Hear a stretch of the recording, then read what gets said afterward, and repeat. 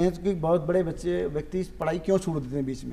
उसका कारण एक तो बच्चा ठीक से समझ नहीं पा रहा चीज़ों को। बिल्कुल सही बात है कि मतलब शिक्षा तो सबने मिलवा को अधिकार है, लेकिन कई कारण हो सके, चाहे पारिवारिक कारण हो सके, कई कारणों से कुछ बच्चा शिक्षा से वंचित रह जाया करे, तो बाकी कहीं भी कहीं प्रावधान है। आपने अच्छा सवाल किया कि कोई भी कारण हो सकता है, चाहे सब आर्थिक कारण हो सकता है, सामाजिक कारण हो सकता है, लेकिन किसी भी कारण की वजह से कोई बच्चा शिक्षा से महरूम ना रहे।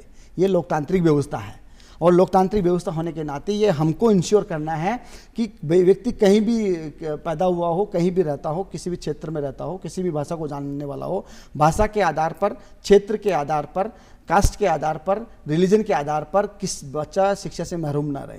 राष्ट्रीय शिक्षा नीति ये व्यवस्था करती है इंक्लूजन, कि सबको समावेशी शिक्षा पद्धति होना चाहिए, इक्विटी बेस्ड होना चाहिए, अफोर्डेबिलिटी की व्यवस्था होना चाहिए और अकाउंटेबिलिटी होना चाहिए। तो किसी को भी हम किसी के भी आधार पर शिक्षा से महरूम नहीं कर सकते हैं। तो राष्ट्रीय शिक्षा नीति का प्रमुख मुख्य उद्देश्य ये भी है सबको इंक्लूजन करना, एक भी बच्चा ड्रॉप छूट ना पाए, सब तक शिक्षा पहुंचे। और SDG 4 जिस पर भारत ने 2015 में साइन किया, वो यही कहता है क्वालिटी बेस्ड हाई एजुकेशन सबको मिलना चाहिए, एजुकेशन टू ऑल।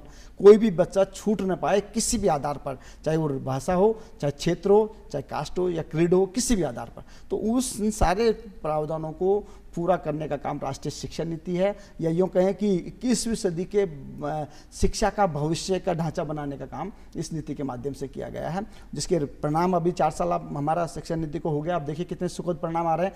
बच्चों को किसी भी कॉलेज में एडमिशन लेने की सुविधा है। पहले अलग अलग कॉलेजों में एडमिशन लेने के लिए अलग अलग एंट्रेंस दिए जाते थे।